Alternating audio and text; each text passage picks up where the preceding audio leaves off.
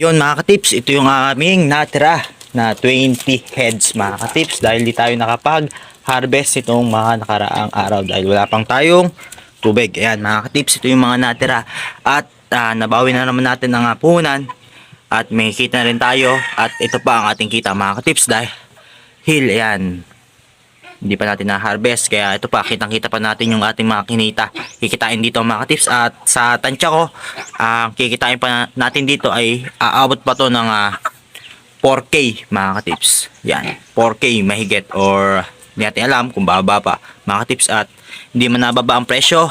Bumaba lang ng 5 piso, dati 165. Ang kuha sa amin ngayon ay nasa 160 mga katips. Ayan. At kami po mga katips, pag nagbenta po rito ng buhay ay benta namin 150 mga tips at pag marami bawasan natin mga 140 ganyan, 145 depende